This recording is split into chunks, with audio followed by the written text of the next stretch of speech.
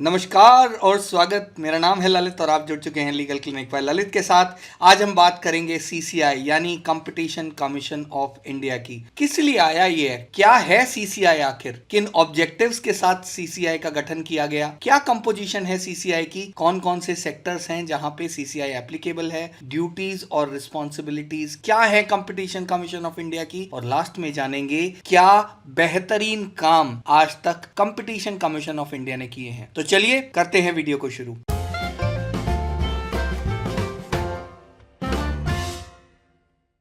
तो दोस्तों जानते हैं कि कंपटीशन कमीशन ऑफ इंडिया दरअसल आया कहां से। कंपटीशन कमीशन ऑफ इंडिया का गठन किया गया 14 अक्टूबर 2003 को as per the competition commission act 2002 to create and sustain the fair competition in the market of all sectors in India. क्या ये एक्ट अपने आप में ही एक नया था? जी नहीं, इस एक्ट ने पहले से एग्जिस्टिंग एक एक्ट को रिप्लेस किया जो था the monopolies and restrictive trade practices act 1969। Act को क्योंकि राघवन कमेटी ने रिकमेंडेशन दी थी, इसीलिए कंपटीशन कमीशन एक्ट 2002 को लाया गया और mister Dharendra Kumar was the first chairman of competition commission of India. आइए जानते हैं कि कंपटीशन कमीशन ऑफ इंडिया के आखिर ऑब्जेक्टिव्स क्या हैं। कंपटीशन कमीशन ऑफ इंडिया यानी सीसीआई का गठन सिर्फ और सिर्फ इसीलिए किया गया कि भारत में हर मार्केट में कंपटीशन बना रहे, कहीं पर भी मोनोपोली क्रिएट ना हो, कहीं पर भी किसी की डोमिनेंट पोजीशन ना बने और कहीं पर कोई कंपनी कस्टमर के साथ कोई एब्यूज ना करे। तो इसके ऑब्जेक्टिव्स को यदि डिफाइन करें, the commission was set up to prevent the practices having the adverse effect on competition, prohibition of abuse of dominant position and prohibition of anti-competitive agreements। ऐसे एग्रीमेंट्स को रोका जा सके जिसकी वजह से कंपटीशन खत्म होता है, ऐसे एडवर्स प्रैक्टिसेस को एलिमिनेट किया जा सके, फ्रीडम रहे मार्केट में, कस्टमर रिमेन्स द किंग और कोई कंपनी कोई ऐसी डोमिनेंट पोजीशन में ना आ जाए जिसकी वजह से वो फायदा उठाए, promote and sustain competition, protect the interest of the consumers, give opinion on the competition issue and undertake capacity building and competition advocacy. So these are the objective of Competition Commission of India. आइए बात करते हैं कि आखिर ये act कहां कहां applicable है। The act applies to the all merchandise and ventures except prohibited and excluded by central government of India। यदि किसी चीज पर एक्ट को prohibit central government of India कर देती है तो उस पर ये एक्ट एप्लीकेबल नहीं होगा, अदरवाइज ये एक्ट सभी प्राइवेट और पब्लिक सेक्टर और कोऑपरेटिव कंपनीज पे लागू होगा। इस एक्ट के जितने भी प्रोविजंस हैं वो कंपलसरी है नेचर में, यानी किसी को छूट नहीं है कि कोई माने या ना माने, सबको बराबर तरीके से मानना पड़ेगा। और जो एक्ट की अथॉरिटी है वो एडजुडिकेटिव अथॉरिटी है, यानी एक्ट डिसीजन देता है जो कि बहुत सिंपल, स्पीडी और लेस एक्सपेंसिव होता है in comparison to the courts of law. ये consumer protection council national, state और डिस्ट्रिक्ट लेवल पर प्रोवाइड करता है जिससे स्पीडी जस्टिस दिया जा सके कंज्यूमर को।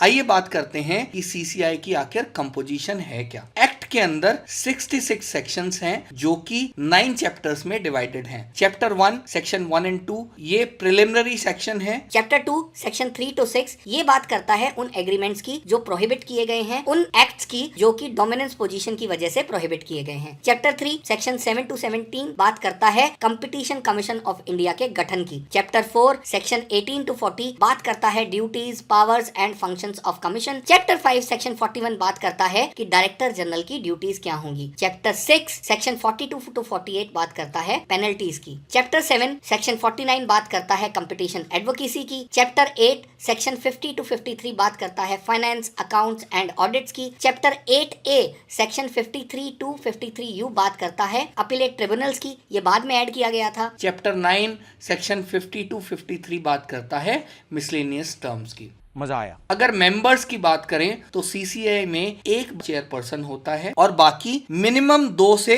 6 मेंबर्स होते हैं, यानी 2 मिनिमम होने चाहिए और 6 मैक्सिमम मेंबर्स हो सकते हैं जिनका appointment central government of India द्वारा किया जाता है। चेयरपर्सन और जितने भी मेंबर सेंट्रल गवर्नमेंट अपॉइंट करती है ये फुल टाइम मेंबर होते हैं कंपटीशन कमीशन ऑफ इंडिया के। इनका टेन्योर मैक्सिमम 5 इयर्स और 65 साल तक की उम्र तक होता है। आइए बात करते हैं duties of chairman and commission. To eliminate the practices having the adverse impact on the competition, to promote and sustain competition, to protect the interest of the consumers, to ensure freedom of all trade for all participants in the market, ensures that the consumer rights are protected, educate people about the Competition Act 2002, to implement policies of this act to prohibit anti-competitive agreements, अरे कहना क्या चाहते हो? and to cooperate with the other regularities bodies।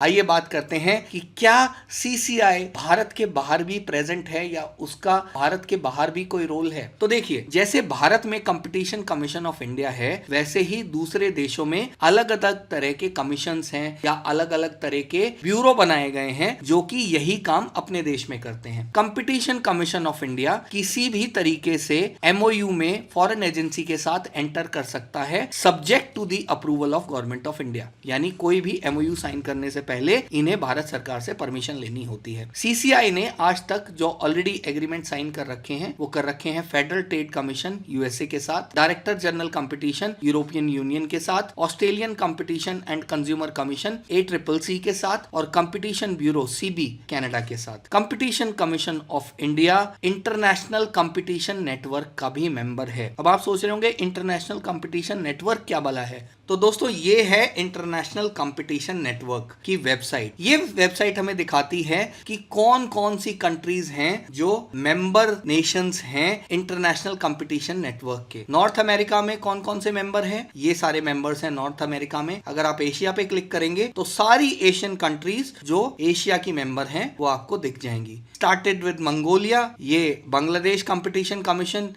Commission of India का office कहां located है? 10th floor Kidwai नगर। Ashok Kumar Gupta ji chairperson हैं, mister Dastidar secretary हैं। ये वेबसाइट बेसिकली सारे मेंबर्स की डिटेल देती है। ना सिर्फ मेंबर्स की डिटेल देती है बल्कि ये बताती है कि कौन से वर्किंग ग्रुप काम कर रहे हैं, क्या न्यूज एंड इवेंट्स हैं, कौन कौन सी ट्रेनिंग कंडक्ट की गई है, कौन कौन से सेमिनार्स कंडक्ट किए गए हैं और इंटरनेशनल लेवल पे कंपटीशन को प्रमोट करने के लिए क्या किया जा रहा है इस एजेंसी द्वारा।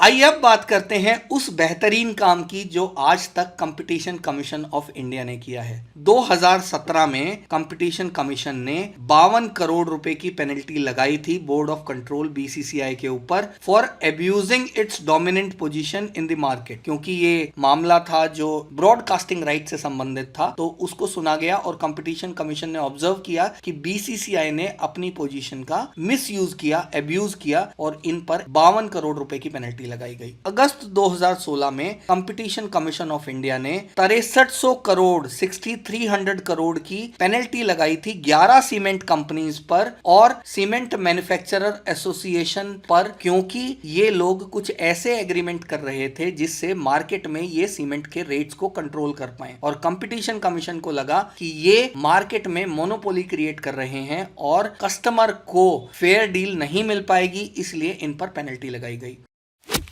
सीसीआई ने गूगल पर भी 1337.76 करोड़ की पेनल्टी लगाई थी, क्योंकि गूगल से जो इंफॉर्मेशन मांगी गई थी, जो डॉक्यूमेंट्स मांगे गए थे, उन्होंने उन डायरेक्शंस को कंप्लाई नहीं किया था। हालांकि गूगल ने इसको चैलेंज किया और वो इसको आगे जुडिशरी तक लेके गए, फिर भी गूगल ये केस नहीं जीत पाया था। आपको आज का वीडियो कैसा लगा? वीडियो अगर नॉलेजेबल लगा हो तो अंगूठे के निशान को हल्का सा दबा दीजिए ताकि मुझे मोटिवेशन मिलता रहे ऐसे वीडियोस आपके लिए बनाने का। स्वस्थ रहिए, सशक्त बनिए। जय हिंद, जय भारत।